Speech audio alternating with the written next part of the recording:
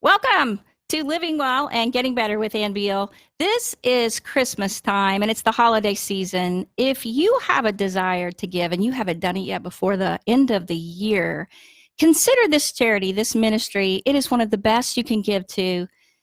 Three members of my family have been to Nigeria to serve with Peter Fretheim, who is our guest today.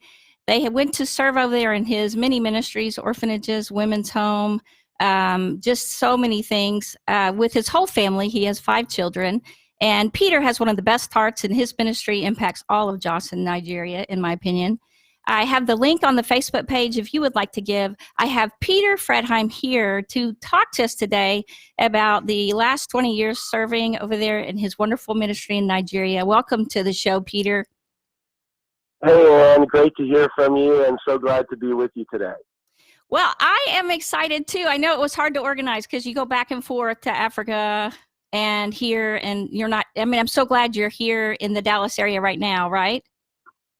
Yeah, so what happened was we've been over there for 21 years, and we used to come back at first once every 3 years, then once every 2 years, but all our kids are grown now, if you can believe that, and they're all here. So now we come back a couple of times a year for short visits, and it's great to be back. Well, and Peter, I've known you since college. Yes. Robert went to Pepperdine with you when we were all over there. Yep. We had a lot of fun. You actually Definitely. got a business major and played on the beach with us as well. Yeah, if anyone knows about Pepperdine University, it's hard to study. There's a lot of distractions. But actually, it was at Pepperdine I had gotten saved and come to know about Jesus in high school through Young Life. And then when I went to Pepperdine, there was some Christians there that took me to Mexico to some of the orphanages, and I was really broken for some of these needy children right there in Mexico. So it was quite a contrast. My upbringing, grew up in a home. My dad was a multi-millionaire, and then being at Pepperdine, and then going to Mexico and seeing the poverty, and then seeing these precious orphans. It was at that time that God really broke my heart for orphans. And then I thought I would be like a rich businessman and give money to the orphans. And then later, when I was working in New York City in my mid-20s, I just felt like God wanted me to go and give my life for the precious ones. So that's how we got over there. Isn't that amazing? Now, we want the rich businessmen to give if they can, but you Yeah. actually, I know that you had a wonderful house in Greenwich Village. You grew up with quite a bit of money. You had a ski jump in your backyard, and Yeah. you just had an incredible experience as a child, but you left all that behind and came to Word of Life and then Dallas Theological Seminary and decided, did you possibly imagine that you would decide to actually go and start orphanages yourself when you were in Mexico in college? No way. I still thought I was going to, take over my dad's businesses. And he was, we had thoroughbred race horses, like 70 horses, and used to fly to the horse races in the helicopter and, on this crazy show called Lifestyles of the Rich and Famous and all these things. So I thought, I'm just going to give away a lot of money. But then as I got older, I felt like I didn't want to go that way. And you're right. It's actually a lot of business people that have been able to help us build orphanages and care for so many needy ones. But it was just that God had something different for me. So I'm glad that I listened to his prompting and his voice to do this. And, we don't own much like when I was growing up. But life is awesome, and it's an adventure living with Jesus, and it's so much better than having all of that money and all those material things. It's crazy how much better it is, but you have to experience it to know it. I think that it just sounds, Nigeria and Josh, people go over there and Josh, and it's really hard. It's a hard life there. And yet you and Miriam and your 5 children have been so blessed. Yeah, that's really true. And, it's hard, and there are some hard things there. It's hard to see the poverty, and we don't have a lot of the, things we used to love here. And there's no malls and movie theaters and McDonald's, and, you can't get really a newspaper. The internet connection's not good. But you have these wonderful, precious people and great relationships. And then for us, being in God's will. So that was God's will for us. Each person needs to spend time with God and get to know Him, and then ask Him, why did you make me? What is my purpose? And then God will lead them in their adventure. So for us, our adventure is Nigeria. So even though there's so many hard things, most of the time it feels really easy to be there for us. Like, we love the people. We love Nigeria. And for us, we wish we could be there another 21 years. Wow. It has really been a blessing to you then. You have been such a blessing there. I wanted you to share, because there's so many things that the city ministries does with SIM over there, and I don't know if I know it all. So if you could just share all the ministries, and I know that Genesis Farms is one of them, and you produce lots and lots of food, but if you could just share. Yeah, well, there's actually so many things. I'm not even sure if I know them all. So I'll tell you in general what we do. So we're trying to follow the example of Jesus. So 3 different times when He sent out His disciples, He said, preach the gospel and heal the sick. So we're doing lots of gospel, lots of church planting and church strengthening and Bibles and tracts and follow-up materials. And then we're also doing a lot of heal the sick. So orphans and street children and widows and abused women and the blind, deaf, and disabled. And we're also taking care of refugees from the terrorists. Unfortunately, we have this terrorist group called Boko Haram.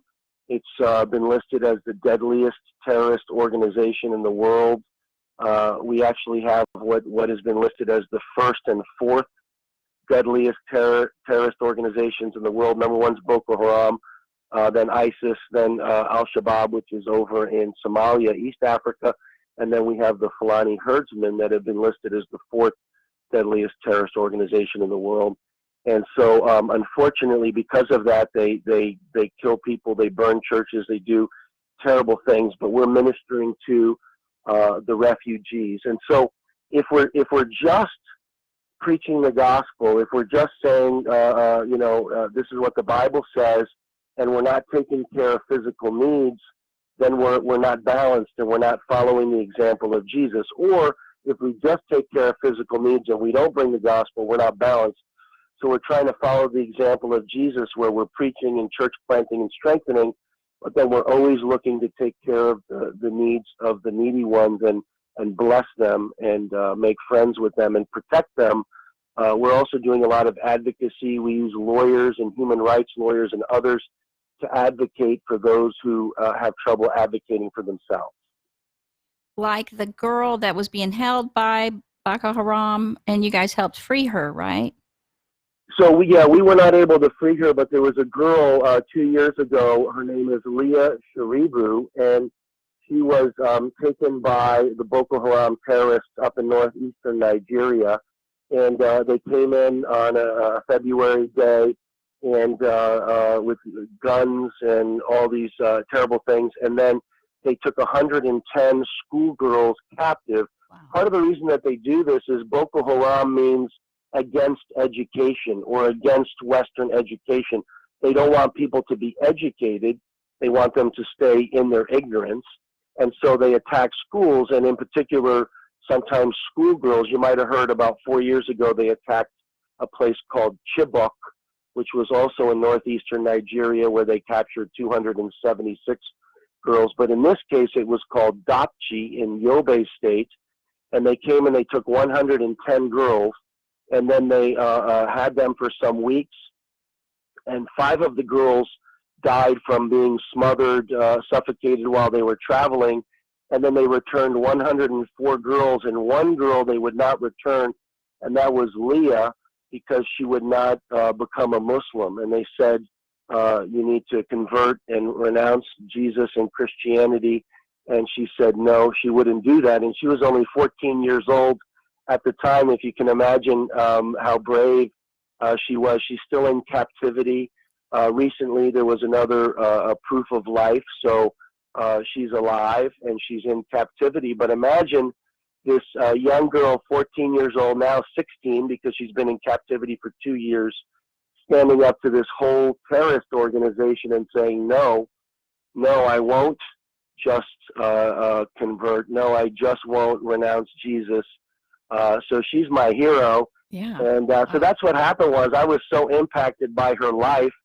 I just sat there and said, Lord, what would I have done if all I had to do was say I'm becoming a Muslim? What would I have done? And so I started making some phone calls and I found out that my mission is called SIM. That started a denomination in Nigeria. She's actually a part of that denomination. So I called the president of the denomination and I said, what are we doing for this girl and her family? And he said, I'll call you back and let you know. And he said, we're not doing much. Let's do it. And so we started to support the family. We started to put pressure on the government in order to try and help get her released. And there's a lot of awareness about her. Unfortunately, still in captivity, but she's a real hero. She's one of my heroes. Wow, that's incredible. So you have actual businessmen, lawyers. I know Robert is a lawyer and his wife Cheryl is a school teacher. People come from all different business backgrounds to come over there and help you. And businessmen give to help you do all these kinds of things. How in the world do you keep them safe when they come over? Because it just sounds from over here like it's so dangerous here, and yet so many people go over there and they say they never felt scared.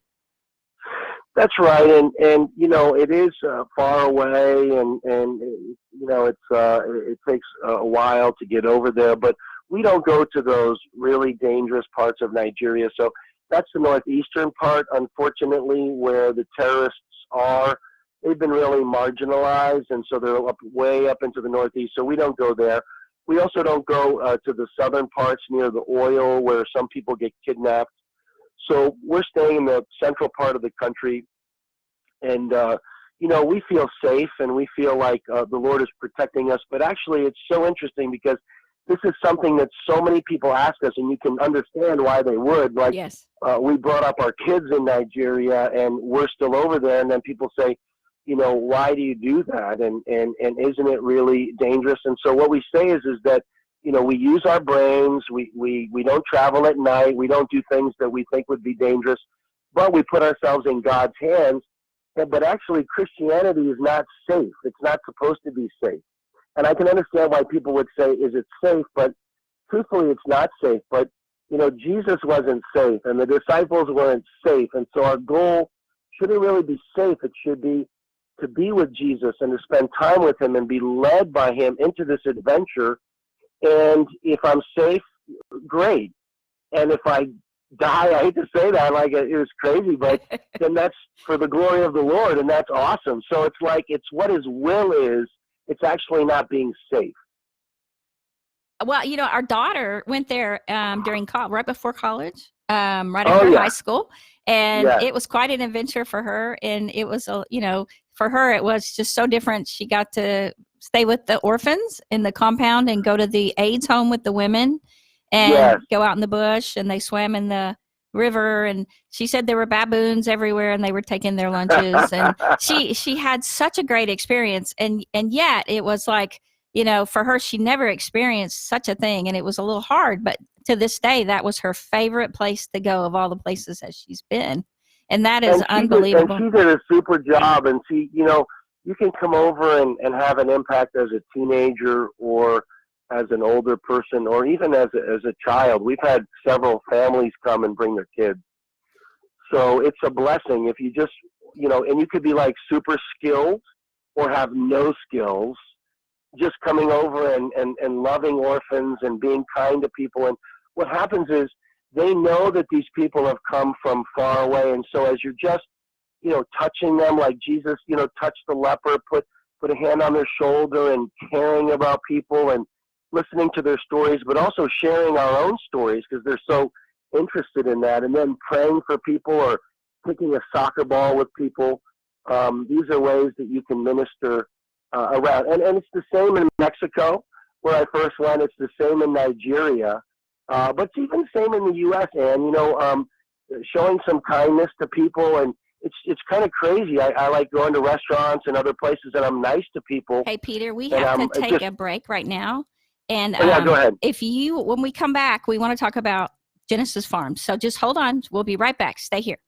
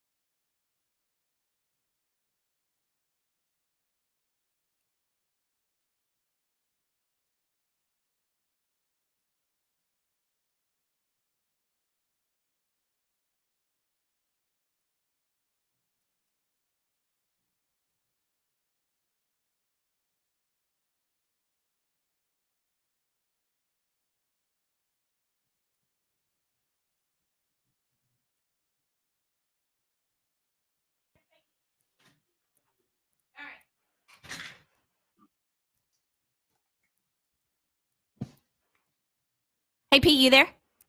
Yeah. Okay, cool. Okay, so he's getting everything ready. Great. This is the greatest way. That way he can, the reason I came on in the station is he can get it ready for the show. Sorry. Saturday. That's What you awesome. need? Yes? What you need? Okay, so this goes from 24 to 30. So that's 6 minutes. Okay, yeah, this segment, Peter, is 6 minutes, okay? Okay. And then after that, we have another like 15 and another 5, just so you know. But I'll tell you each time, okay? Great. Now, right now, for this segment that's short, what's the best thing to talk about, you think, for 5, 6 Whatever minutes? you want. Okay. Yeah, whatever you want. Okay, cool. All right, so I'm going to ask you. Well, the farm will take a while. Won't it? Talking about how you train people in farming and stuff like that. Yeah, I mean, yeah, sure, we'll talk about it, but it won't take that long. Oh, okay. So why don't we go to the farm? And when you talk about healing the sick, you also talk about feeding them and nutrition, right? So by growing this Right. food. Okay, great. Exactly. All right, that's what I want to know. You know, life on the farm is kind of laid back. That's John David. That's a great radio voice right there. That is JD, John David Thanks, Wells. He's got it. Okay, yeah, we're ready. You can't develop that thing. Yes, as a matter of fact, you can. He That's did. how I got it. All right, so Yeah. we're going to go. Anne's going to take the lead, and I'm going to count her down right now. Here we go. We are back with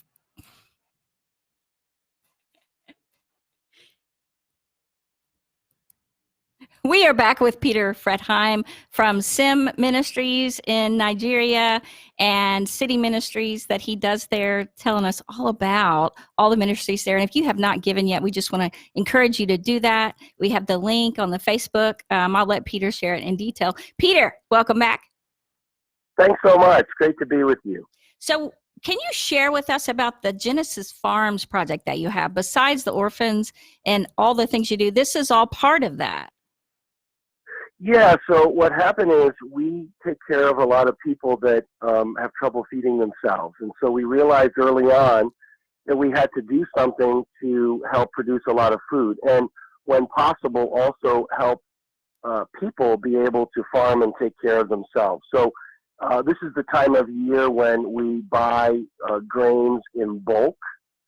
And then we also produce, and we have multiple farms, just as you mentioned. And so what happened was early on, I got this guy, a farmer from Denmark. He had been in Nigeria for 30 years, and we started developing some different things in greenhouses and fish farm and pork and a number of other things. And so that's what we were doing is we were producing food. We would sell it to some of the big hotels, but then we had a lot of the food for the orphans and widows and others that couldn't feed themselves. And then we also were able to train many people in how to do farming. So we're still doing that now. We have multiple farms, and some have different kinds of grains or vegetables or animals. And then now we're not selling these days to the hotels, but we're providing for the ones in need, and we're providing training for them so that they can be able to take care of themselves.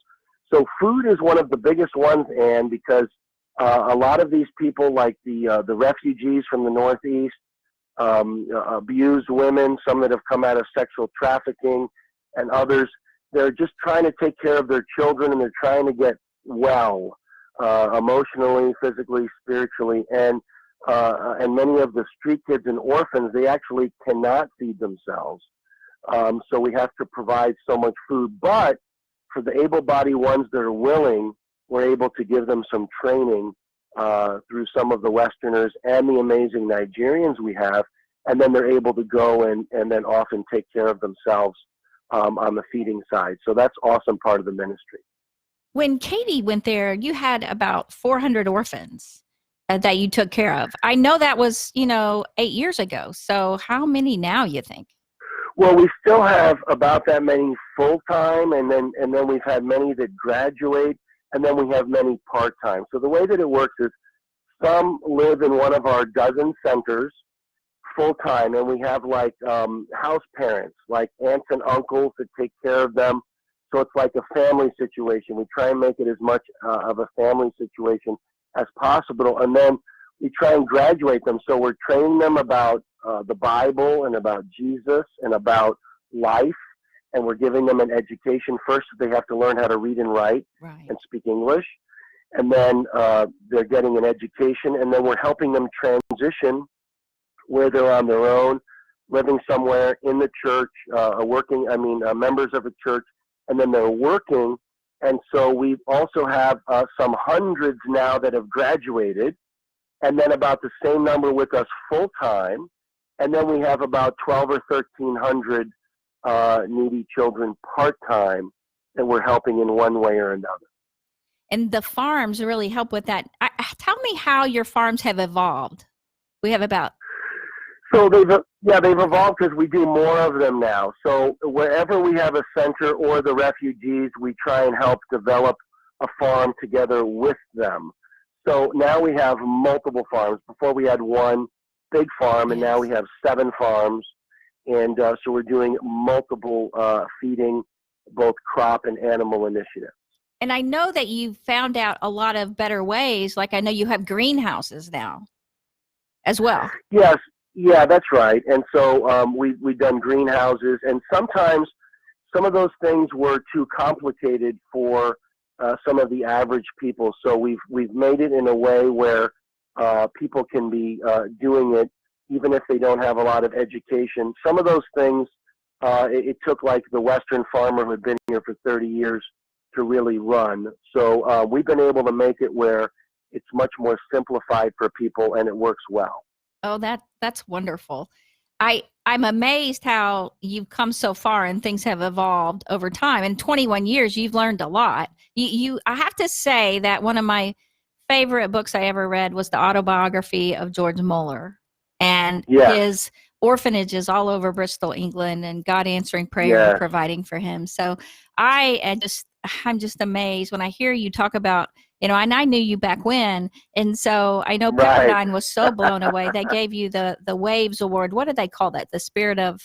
Yeah, the Waves of Service Award. That was awesome. That was kind of crazy, speaking in front of hundreds and hundreds of donors, and that was a great honor. Oh, okay. Well, he's telling me we only have 30 seconds, so we'll count down. We'll be right back. So I just am so excited that, when Pepperdine gave you that award, I was so impressed. And you definitely deserved it. Your business, yeah, you were too. Okay, well, stay right here. I want to talk more about that when we get back. Okay, awesome. Thanks a lot.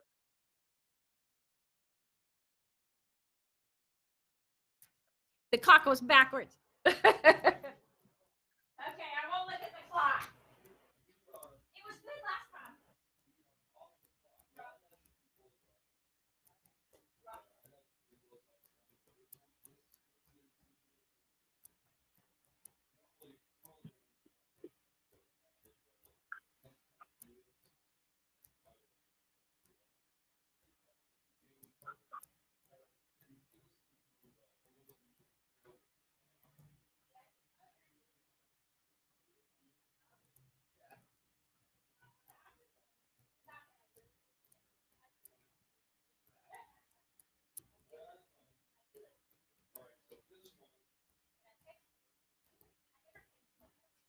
This microphone, this one. Okay, this one's going to be 15 minutes and 30 seconds. Okay, 15. So am I just going to ignore that? The clock? Do I ignore the clock? Just ignore the clock. Okay, I'll ignore the clock. Yeah, ignore the clock. ignore the clock. All right. It will only confuse you now. Now, Okay. next time we do this, you'll be able to use the clock. But Okay, not this time. Hey, Pete, are you there? Yep. Okay. The clock in front of me wasn't he was signaling me a lot because the clock in front of me wasn't right. So he told me not to look at the problem. clock. So we have 15 minutes and 30 seconds. Great. So I want Excellent. to talk to you about your business major and how it's actually affected Yes. you instead of. Sure, that's good. So, okay, cool. Do you want me to start? if you're ready, we can go. Okay. Welcome back. Peter, you're going to count me down. We have to do the countdown, You Ann. do it different than Christy. It's That's a cool. union thing. It is. Oh.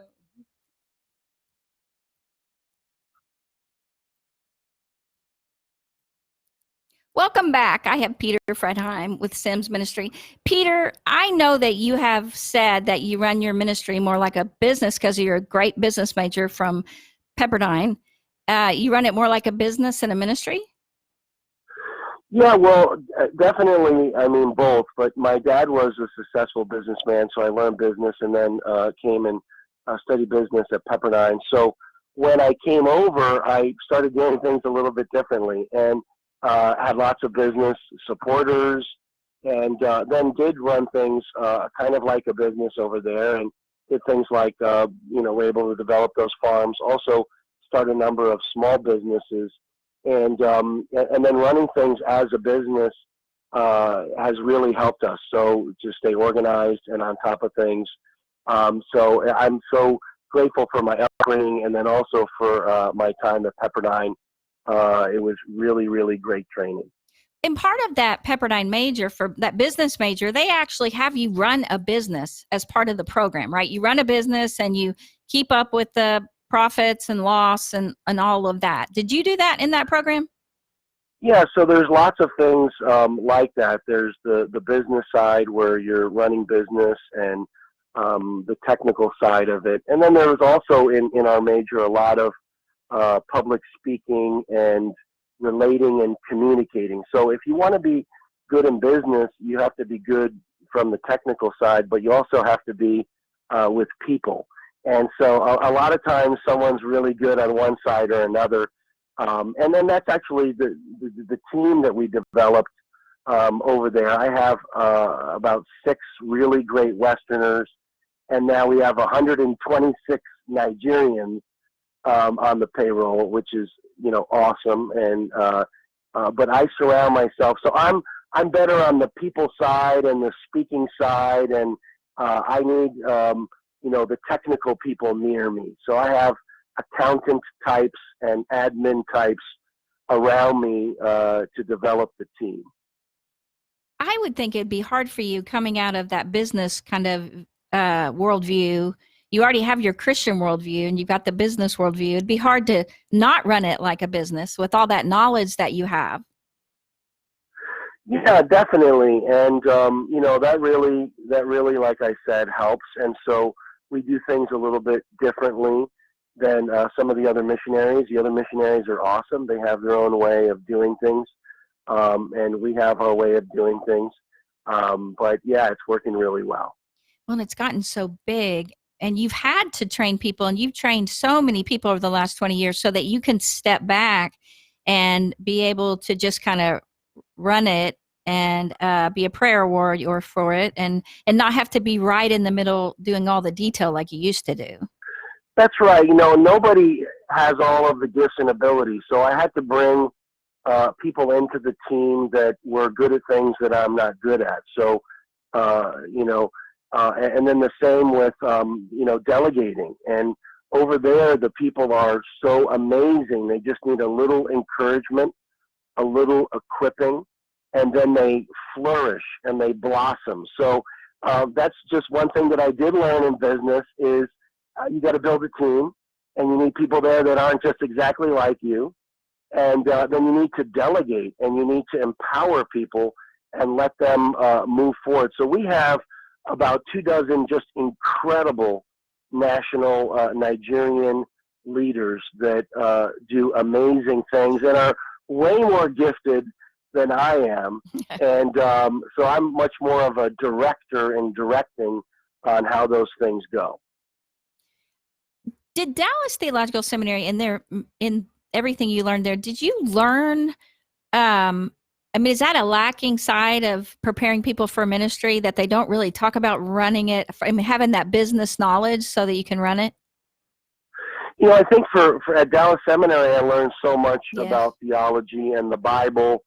And obviously when you're living there for some years with guys and girls and doing ministry, that's all great training. But certainly at the seminary, they didn't talk about business, and I think building your team and delegating. Those were all things from the business world that, God used in my life. And so all those crazy days of growing up and traveling around and doing all the business stuff, I think paid off for me. God used it in my life. And I think for me too, being in business before I came to seminary, and then working with Dr. Frank Minirth coming out of it, and him teaching me how to run a counseling practice and TV shows and all that. I learned the business side from other people. But I've thought, gosh, I'm so glad I have that, because so many people that come to work with me don't have that. And so I've wondered about that when I was reading all about what you've done over there. Now, I know that you do a lot of work with homeless, and not just homeless children, also adults. Yeah, so, unfortunately, there's a lot of problems in Nigeria. Unfortunately, there's a lot of disease. There's a lot of unemployment. There's the terrorism. There's tribal fighting. So unfortunately, there are a lot of people that are homeless. And so mostly we're working with street children and other children that are homeless, but there's also adults that are homeless or in some kind of a problem. And so what we try and do is we try and build relationships with them. We do so many urban outreaches and rural outreaches and get to know them. And then we want to invite them in where there's a safe place to live, where they can get some training, where they can get onto their feet, where we can help them get into the local church and get established. And so unfortunately, there are a lot of problems there. It makes more opportunity to help people. I wish they didn't have those problems, but we're able to help. That's wonderful. What can people do right now that want to give, want to help? What are some of the best ways they can help you in your ministry? Well, you've heard it before, but the ways you can help me are pray, give, go. You've heard that, pray. So for those that believe in prayer, there's power in prayer. You just cannot believe the amazing things God has done and is doing in Nigeria. I mean, miraculous things, and just on and on. And, you talked about George Mueller before. Oh, gosh, One of the things with George Mueller was he was desperate for God and needing God to provide, and we're desperate for God and needing him to provide. And when we went 21 years ago, we had 1 month in the bank account, like 1 month's budget in the bank account. And in 21 years, this is faith-based. Besides some small businesses and things that we started, we have to trust individuals and business people and others to provide.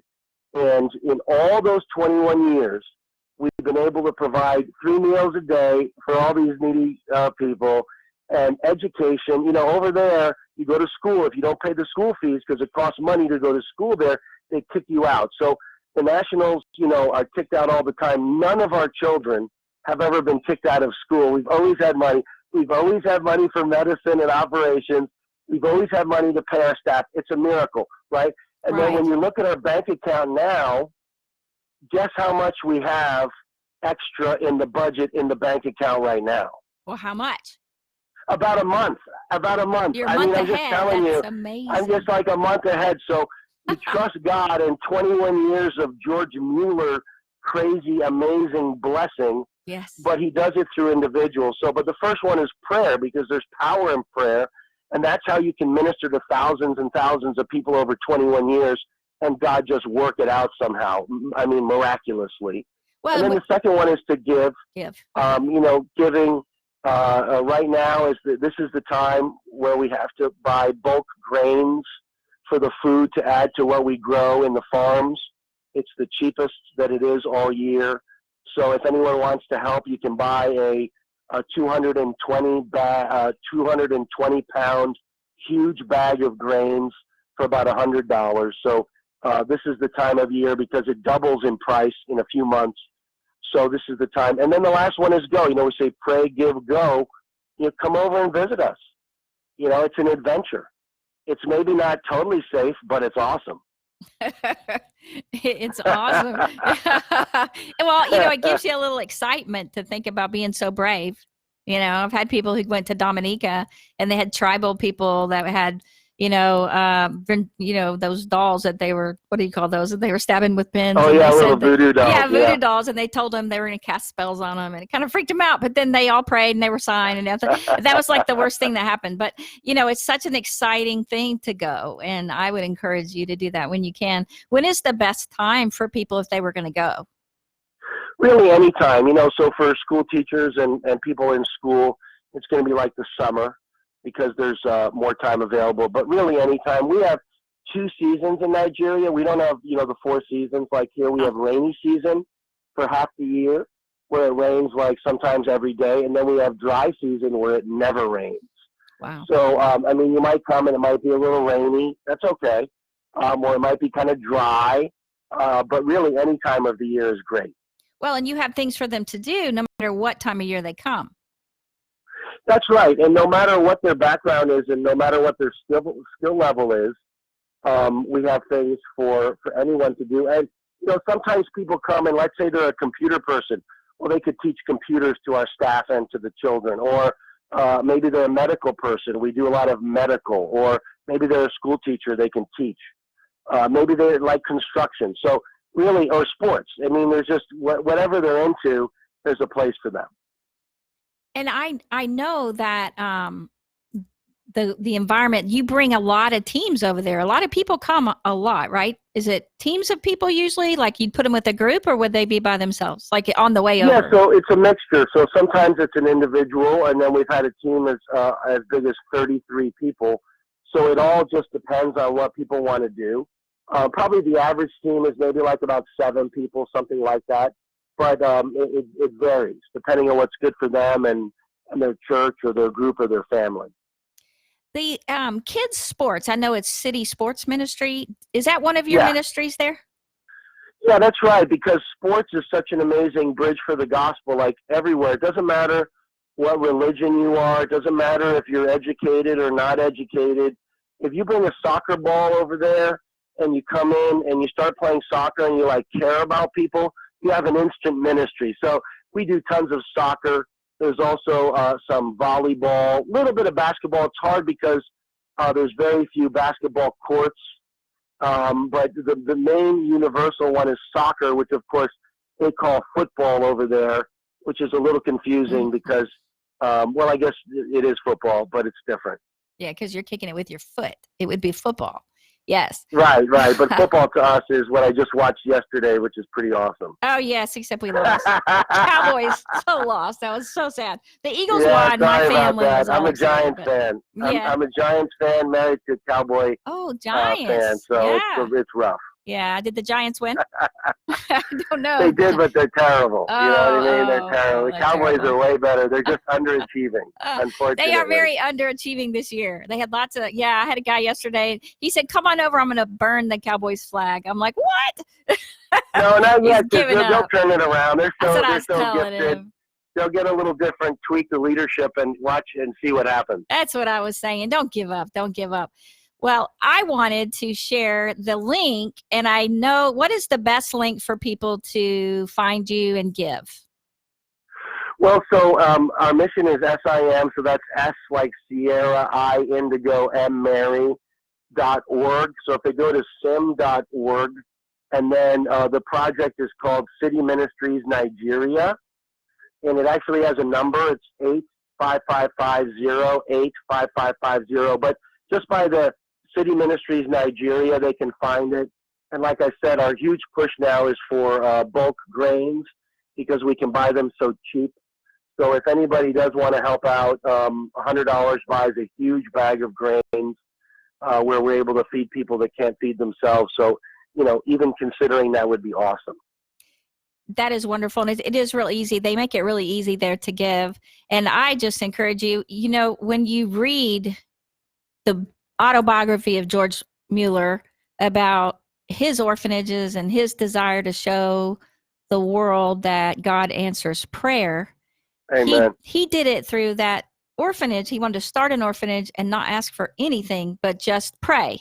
And so it's amazing what happened to see his orphanage just grow and grow and grow. And all these people came, and he had all these workers, and I saw pictures, a video of the orphanages in Bristol. So if you want to really understand about an orphanage and all the things that are required as a ministry and raising orphans and feeding them, that book, The Autobiography of George Mueller, is incredible. And they have a new one that they just put together, and they call it Life of Trust, and that's on Amazon. Wow. But Peter should have a book. Peter, you should have a book about all of the stuff that you've done. If you could ever stop long enough, you need a ghostwriter that would just follow you and write, Yeah, it is. It is. And for the glory of the Lord, it's amazing how many incredible things happen. But what happens is, like, one story comes and it's incredible and we're rejoicing in it. And then all of a sudden there's another and another. And then all of a sudden we've lost like 4 stories. So if you do have anyone that's like a writer and wants to come out and hang out with us for some months, there's just so many stories to write. Wonderful. So stay right here. We'll be right back to hear more about that. I was afraid I ran out of time. I didn't know. I was counting faster. Okay. Are you there? Yeah. Okay. He's counting. So he's not, he runs the station. He's not normally my tech producer. So his signs and the clock, and I'm just a little confused, but I'm so glad to be here to be able to record you. You're doing great. You're doing awesome. Obviously, this is not your first rodeo. No. And the station will play this on Saturday. And then it also, I'll play it on Facebook. It's on Facebook right now live, but I will also download it and edit it and put it on everywhere. And but you can also go and get it on Facebook as well. It's the rough version on Facebook. But and then we'll no problem. This last segment is 5 minutes. And so we're just going to close up. So I want you to share whatever you want to share with the people for the Christmas or whatever you want to do. You going to reset it? Yeah. No. Hold on 1 sec, Pete. It's actually 5 awesome. 5:50? 5 minutes and 50 seconds. 50? And I don't pay attention to that clock, right? Don't pay attention. I'm still going to try that. Ignore the clock in the window. So that is 15 minutes. That's not 5 minutes, right? 15 seconds. 15 seconds. That's what I meant. 15 seconds. I was thinking it was 5. Okay. 1 minute, 30 seconds, and I missed the 30 seconds. So then I gave you 30 seconds at 15. Yes, you did. Right, and then that's 15 That's seconds. what threw me off. Okay, so Christy's tried so hard with that she's finally switched to go. No, 15 seconds. Thank you. You learn to use it. I learned, yeah.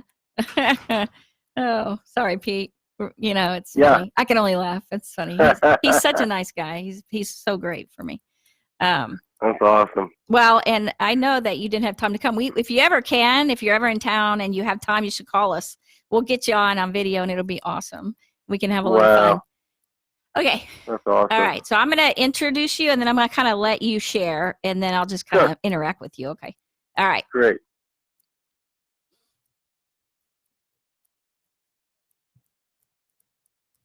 Peter, I am just so excited about your ministry and all that you've been doing in Nigeria. And I really encourage anyone out there, if you haven't given yet, you still need to give, or you just want to give because it's such an awesome ministry. Please go to the SIM website and simusa.org, give, and go to City Ministries. If you need the number 855-508 or 8550, I think that's it. And just give for Peter Fretheim and his family and their great, wonderful ministry. Peter, thank you so much for being on today. And I just want to give you a chance to fill in whatever you need to say in this last 5 minutes.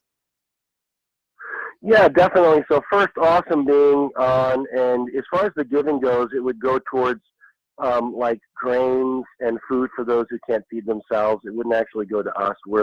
Praise God, we're fully supported because we have business people and others that have been helping us. It's been amazing, the financial support over these years. And hope to be there for a long time to come. A few things I want to say. Nigeria is awesome, and we found this in many places in the world because of people that take, the government and others that aren't doing what they should.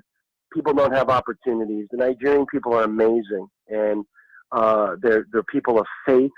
And we have so many awesome Nigerian friends. It's such a privilege to be there and just help them a little bit, a little encouragement, a little equipping, and they do amazing things. So I want you to know that. Also, what a privilege it is that God is using us there. Like, that's where we're supposed to be. So to the listeners, spend time with God. First, I hope you know Jesus in a personal way. I came to know him in the end of high school through Young Life. He loves you so much. He died on the cross for you in your place. Rose from the grave. He's alive. He's listening right now. Put your faith and trust in him. And maybe you know the Lord, but you're not spending that much time with him. Spend time with him, because as you're connected to God, he can lead you in your adventure. Like, I'm living my adventure with my family in Nigeria. It's amazing, but he has an adventure for you right here, right where you're at. The other thing I'd say is, it's Christmas time, and we're thinking about gift giving, and that's awesome to do that.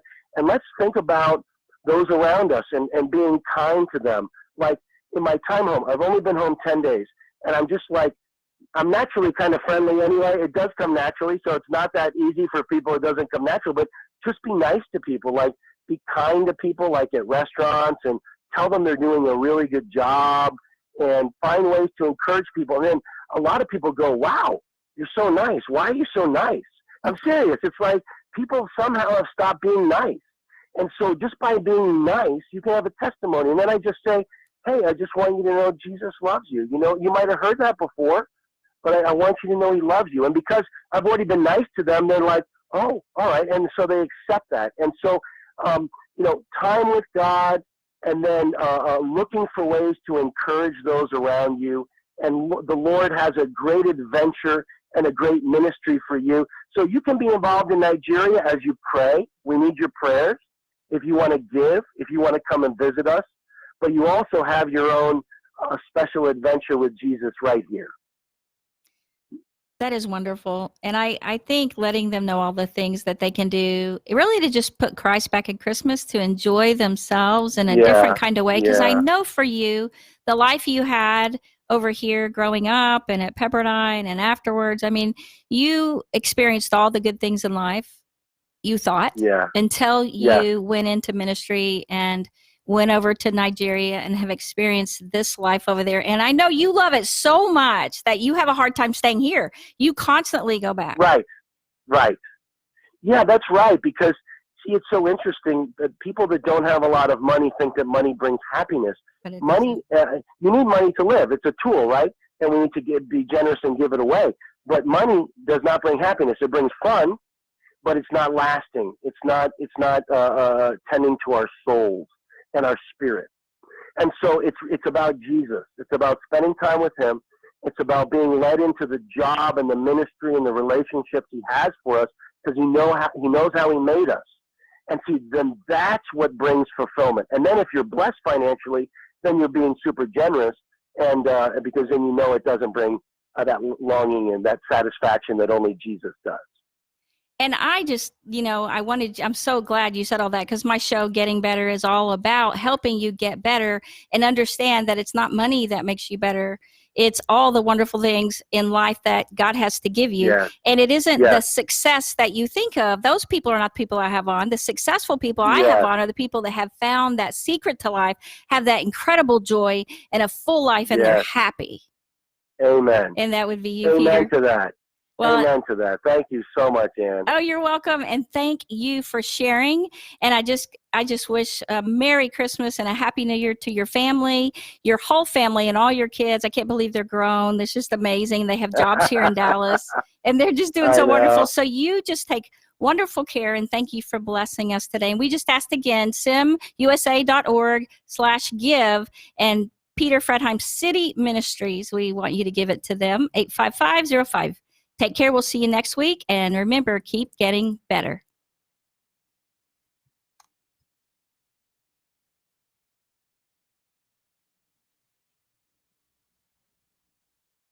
Here, Pete. Hey, Pete. Thank Hey, you. yeah. That was awesome. Hey, you're awesome. You're like your expert. And tell the radio voice dude that I appreciate him. He's great.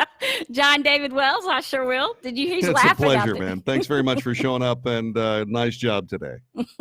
Yeah. Seriously, you guys are doing great. Thanks, man. So keep up the great work and have a great Christmas. You too. God bless. Thank you, Peter. You take care. We'll All talk right, soon. blessings. Love you, and All take right. care. Love you. Bye-bye. All right, bye-bye.